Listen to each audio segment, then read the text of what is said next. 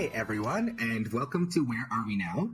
This is a new podcast project from Theatre Alberta that is exploring the theatre artists and the ecology here in Alberta. It's inspired by our Who Are We Now essay series that's part of our essays and editorials at theatrealberta.com. And this is episode 2, so welcome. As mentioned in the last episode, my name is Andrés Moreno. My pronouns are they, them, or ella if you speak Spanish. And I will be your host throughout all of these podcast episodes, getting to talk to artists who are working here in Alberta. Now, for this episode, I'm very excited to bring on 2 amazing artists working as part of the Postmarginal collective and planning the retreat that's happening here in May. So welcome Chris Dodd and Tatiana Duque. I also wanted to mention that we do have an ASL interpreter for Chris. You won't hear her, but she is an important part of the conversation. So I just wanted to highlight Carly Pocorati. Glad to have you here, Carly. And then, as always, Simone Medina Polo, who is our editor, is also part of the chat. I say we just hop in, though. Tatiana, Chris, would you like to introduce yourselves a little bit? Who's your practice? And also tell us a little bit about how you got involved in Postmarginal. I'm Tatiana Duque. I'm an actor, creator. I'm originally from Colombia. Born, raised, trained in Cali, Colombia. And I see myself as an actor creator here in Edmonton. I'm been here for about 13 years. And my practice so far has been that of a performer, joining different kinds of projects. And projects that in its majority have been related to the Latin American culture, to say, in a way. I learned about Postmarginal in 2021 when they did the first retreat. And then I was invited to be a part of the steering committee that is advising a little bit about how to design and develop the retreat for this year. And as part of that committee, there was a need for a group of members who were able to help materialize the retreat this year. And I was just very thrilled to first be invited to the committee and be able to share my voice and my perspective, but mostly just to have the opportunity to say, hey, I can be a part of the producing, organizing team, and I had no doubts to join. So that's how I came to be a part of Postmarginal. I'm very excited to be a part of it. Thanks, pal. Chris, do you want to give us your introduction? Of course. Thanks, Andre. My name is Chris. I can see you. I'm a deaf artist based here in Edmonton. Edmonton, born and raised. I've been here working for, it's been about 25 years now. I graduated from the University of Alberta with a drama degree. So I've been working in the community and a dress guide in different cities. I work as an actor, as a playwright, artistic director, consultant, dramaturg, in different hats. I also run a festival here in Edmonton called Sound Off, which is Canada's National Deaf Theatre Festival. I do many different things, and it's always a privilege to have an opportunity to partner with hearing habits and just within my own deaf theatre community. For Postmarginal, I'm working with them as part of the core planning committee. We have a group of about 6 people who are working together to do the planning, creation, content, organization, and we have a steering committee of about 20 people. We're also assisting with this process. I joined Postmarginal back in 2021 when the first retreat in Edmonton. I was also a presenter for that. And Eric Rex asked me to be back to be part of the core committee. So I'm really happy to get on board to have an opportunity to be part of Postmarginal again, to be able to steer this. Yes, and that's what we're going to be doing. We're looking forward to it because it's really a wonderful opportunity for us here in Edmonton, those artists on the margins, to come in to see each other's work, talk about our practices, to explore differences and to explore similarities, to work together as artists who are on the margins. So I'm very much looking forward to seeing that. Thanks for those introductions, you two. Now, I'm wondering if one of you wants to talk a little bit about Postmarginal, about the full group that you're working with and kind of what you're planning for. I believe you're calling it Postmarginal 2.0. Absolutely. We have a theme for this year that's imagining inclusive performing arts. Essentially, what we're doing is we're going to be looking at 2 different lens of creative practice and governance. We're going to have a series of workshops, roundtables, presentations, special events, plus live performance at the end of our event. We're going to be working at different locations. We have a partnership with the University of Alberta, Grant McEwen, and Moment Discovery. So we'll be working in different spaces across Edmonton. This event's going to be happening May 21st to May 24th. And we're going to be bringing approximately 40 different artists from across Edmonton, plus a few select artists from outside of Alberta.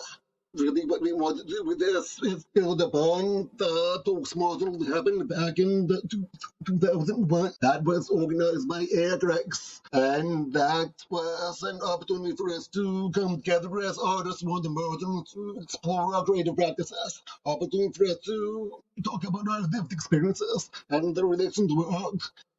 And really, we're hoping that with Postmarginal 2.0, we'll have a further opportunity to develop on those topics that we discussed on our first Postmarginal, and to create a group within Edmonton which talks more about this concept of postmarginalism, and which we can build upon from this point.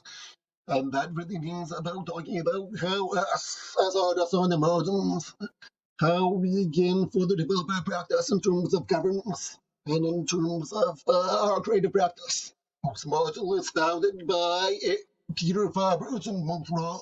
He created the first Postmarginal, and there's been several other tricks that have been in Vancouver and in Montreal. And this will be the fourth edition of the Postmarginal retreats.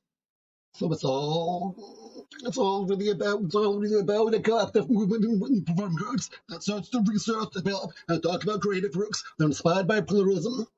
And in pluralism, we mean that's the way that different conditions or societies can exist in two or more states.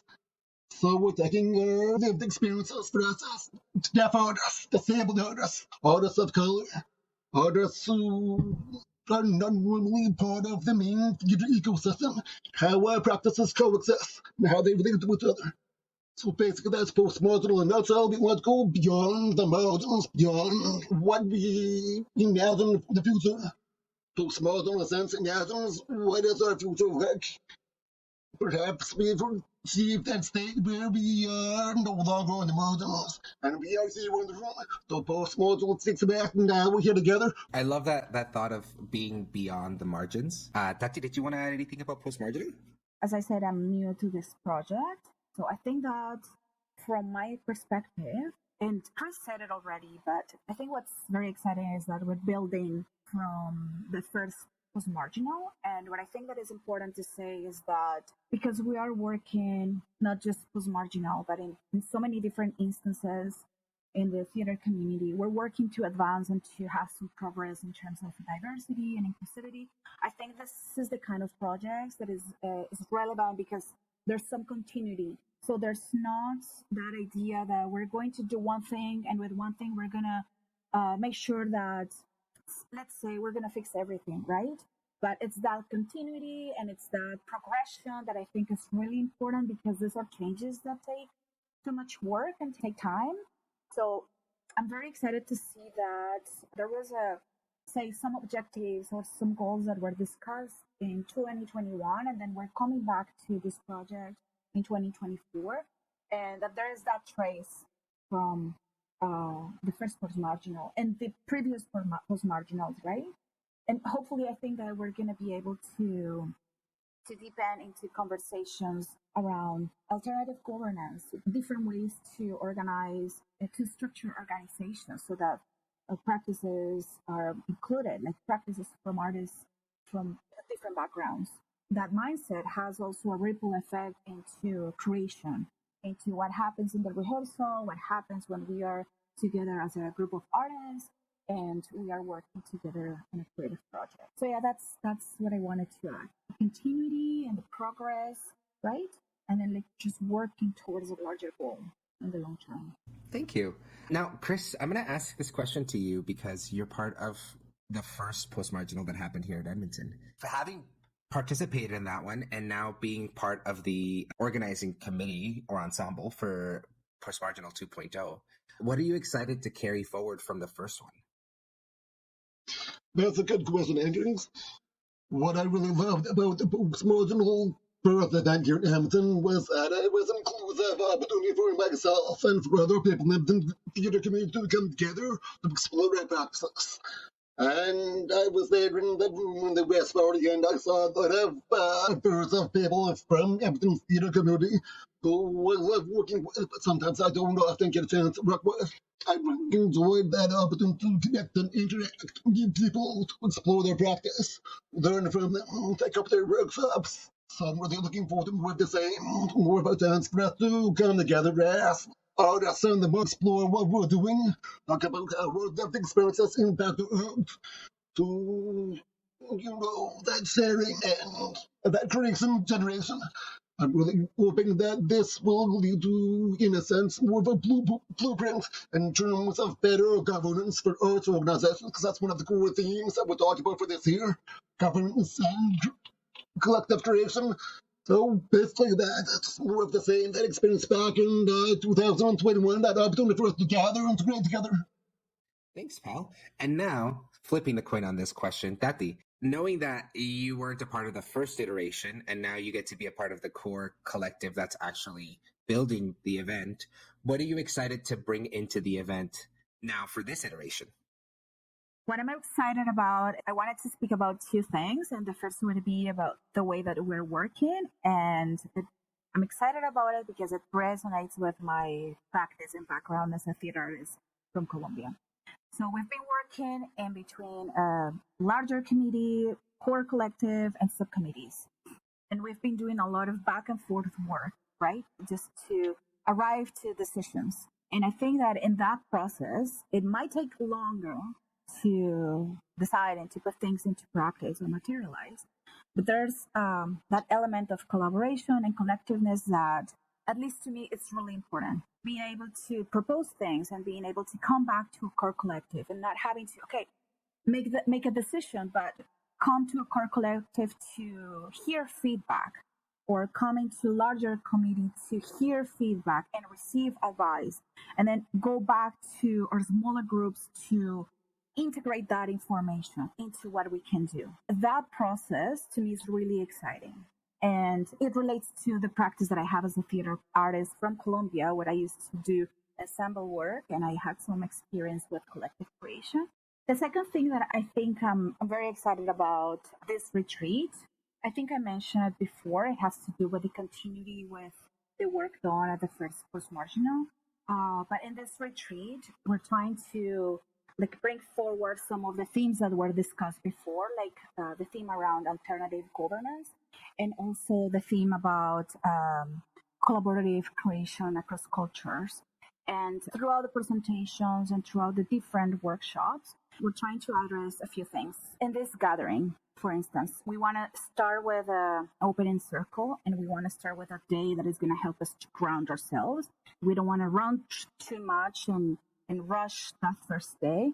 And we want to make sure that the themes that we address from the first day kind of keep that trace throughout the event. And we may fail, right? We might be successful in this, but that is one of the things that we had in mind when we were doing the programming. How can we create some traces throughout the week that first make sure that we continue in a space where we're gathering, we're present, we're sharing with each other, we're learning, and we are trying to trace those conversations through the workshops, through the times that we will be outside taking a break, or through the presentations. And towards the final day, we want to do a kind of a closing circle, where of course we will try to bring to some sort of conclusion what happened throughout the retreat, and hopefully pin some ideas and themes for the future. So I guess in that sense, that spiraling work, I think, is something that it's exciting to me. And it connects to my former practice. And I think that it can reflect somehow as well the way that we've been working, right? We're not looking for this to be a finished, completed product, but something that it's progressing in the conversations that are important in this moment in Edmonton, in the theater community. That's really nice, especially that idea of the progression and that kind of like the thread going from point to point. That's really wonderful that you're kind of adding that into it. Can you talked about the actual theme of this iteration a little bit, but can either of you talk a little bit about how you as a collective landed on this being the theme of this Postmarginal? I can say the way I perceive it, right? So I'll speak for myself at this moment, right? Please do. because from what I understand, there was a team that came from the first Postmarginal around governance, right? Around how do we organize ourselves, right? And this, say, ecology of theater arts. And I think that piece is great. But I mentioned before, I think it is important to see how that piece around governance ends up impacting creative spaces, right? How that ends up impacting the way that we work as creative people when we are meeting in the rehearsal and when we're creating, so that we can see change in both avenues, whether it is the point of view of an organization or how hierarchies of an organization, but also the hierarchies when we are creating and how do we are treating each other as artists and creators when we are in that process. Chris, anything you'd like to add? Yes, thanks, Andres. For the imagining inclusive performance, imagining the future in which, in a sense, the theater is accessible for myself. But speaking in more broader sense, inclusive performing arts means as theater artists being equally, and each have an equal say on the voice, and each have a seat at the table, and not only a seat at the table, a voice at the table. So, for the imagining of governments means making sure that there is representation at the table, that will be accounted for, and that will be equal power. Not just equal space, but equal power as well. Because that's still an ongoing problem within the Canadian theatre community where boards of directors, artistic positions, executive directors, people who are in the power, who control the rooms, are not authentically represented by the different groups within Canada and all different marginalized communities. Yeah. It's a really interesting thought process to go. Many people in the theater community are looking to dismantle hierarchy, but how we do that in a way that is still making sure that we are representing everybody in whatever room we're in, or as many people as we can, and then we also make it accessible for everyone, removing as many limits as possible. So that makes me really excited for the actual event itself. I wanted to ask you both, as people organizing it, is there anything that you're excited that's going to happen within the 4-day retreat? Moment discovery is center that's based in Edmonton Center downtown, and which has a special system which has a light reactive system that responds to events and movements unique device that is set up to explore technology in relation to movement, sound, design, dance, and theater. So we're going to be having a series of workshops there. We're going to be exploring technology of the earth, which is an area I'm always passionate about because myself, I have a background as a technologist and seem to be a computer artist. So I love when technology and computer intersect. I love opportunities for us to expand our practice by involving technology in unique ways. So we really love what Moment Discovery is doing, and they have something that's very unique in Canada, and which is unparalleled in terms of the research they're doing for exploring how this device can intersect with theatre modalities. So having presentations by Christy Hansen, Peter Farbridge will be there also talking about his practice. And Daffodus Connor, Yuzenko Martin will be there too, talking about his past performance carbon movements. So that's one thing we're looking forward to, Tatiana. I'm excited about the first day, and I guess we'll see what happens. We'll see if we're cute. I've been in different gatherings, and so I've observed that the initial circle or introducing circle, for different reasons. Sometimes it gets rushed. Sometimes there is a feeling of the circle being incomplete. And so we put a lot of thought into what do we do for the first day when we bring together a group of people and the circumstances of, okay, we want to do the workshops, we want to do the presentations, but we have a goal of gathering. And so it was important for us to think about, we do have to provide enough space for people to be able to meet each other on the first day, to have a sense of who is in the room before we move into the content, right? Before we move into the different activities that we want to do throughout the day. So we'll have a full morning with an opening circle, And then we'll have an activity that is a walk through the river valley. And I think hopefully this will set the tone in terms of, okay, we're a group. This is the group of people that is here for this week.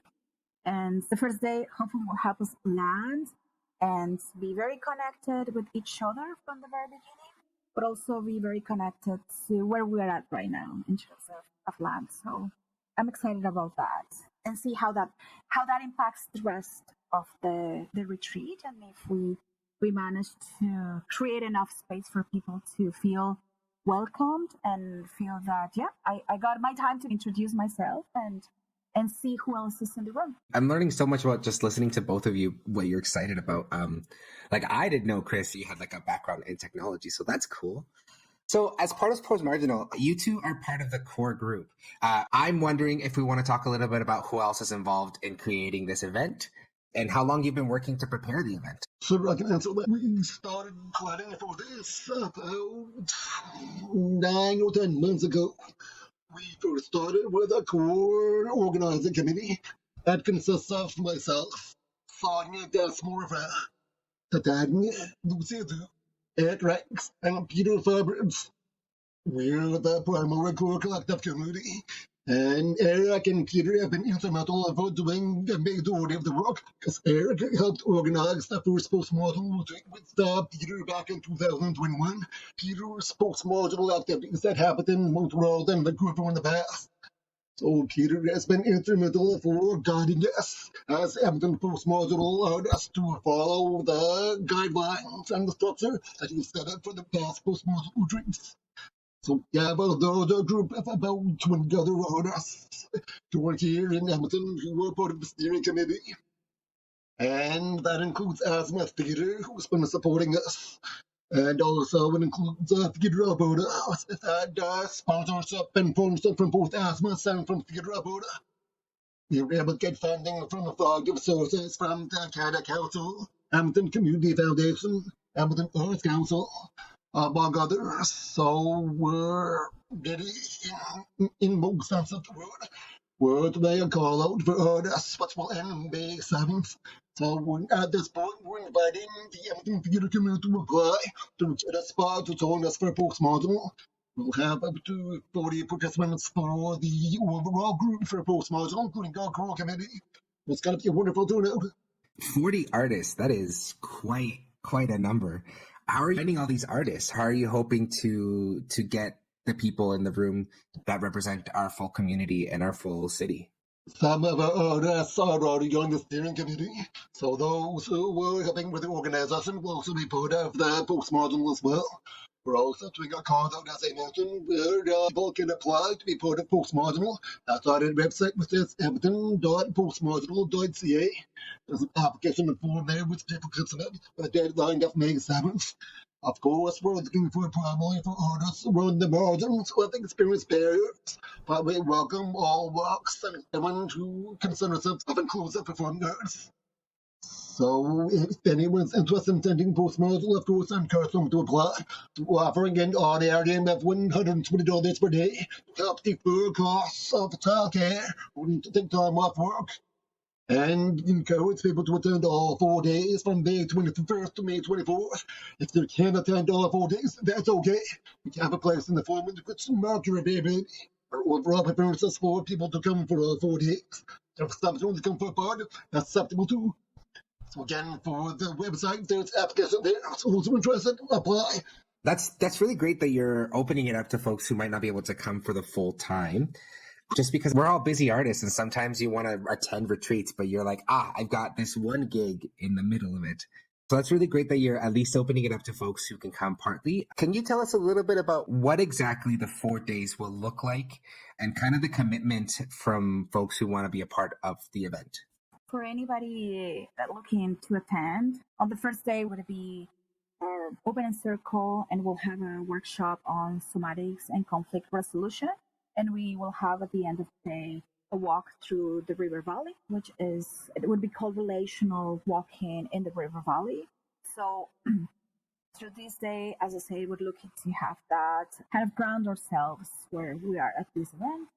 every morning we want to have the space for smaller openings of the day and smaller chats where we can trace the conversations. On the second day is when we're going to have a roundtable on alternative governance, and we will go through the afternoon through a series of presentations at Moment Discovery, and that's the project that Chris was describing before. Our fourth day, we have a roundtable on collaborative creation across cultures, and a couple of workshops in the afternoon. One workshop would be conversations through drama therapy, and another one in multilingual dramaturgies. Hopefully, we'll be kind of going deeper as we go day by day. And I would say the Thursday is the day where we will have most of our focus on creation and practice. And then towards the last day, that's where we will start to pin things into the future. Like looking into the future, we'll have a workshop on casting across differences and ethical tapestry at work. And there we want to address how do we start working in the rehearsal space? How do we start to cast people across people from different backgrounds, and what are the ethics and aesthetics of that? And then towards the afternoon, we'll have our major gathering and closing event with your space playback, where hopefully we'll have everybody there to get together and to have as much as possible an embodied closing, something that brings both our thoughts but also our experience, what happened through our body, what happened through our emotions, mind, as we were together in this retreat. I'm loving this idea that it all ends with a way to take everything that we've gathered here in our brain and in our left brain and our thinking bubble, and being able to like have it dissipate and almost kind of spread into the embodiment of it, just to kind of keep those lessons, right? I really do love that as a closing. Thank you both so much for being here. I'm going to ask you one last question as a closer, which is just a nice, simple, easy one, which is there anything else about Postmarginal we haven't talked about, or anything you want to plug before you go? Postmarginal was designed with accessibility from the ground up, so we're making sure that for myself, of course, and for other deaf artists with the ASL interpretation, we're also ensuring that the spaces are physically accessible, meaning wheelchair accessible, so I've taken that into consideration as well. So it will be inclusive of practice in the true sense of the word, and I'm very much looking forward to that, a chance for myself and for other artists to be there, to interact and to connect and network. So again, if you're interested in applying, website is edmonton.postmarginal.ca, and there'll be an application form there which will be submitted for myself. Thanks, pal. And Tati? I'm excited about the relevance of this project because it does open the opportunities for artists with diverse cultural backgrounds to not only to attend as participants, but like in my case, to be part of this and be able to be in a leadership position for something greater, right?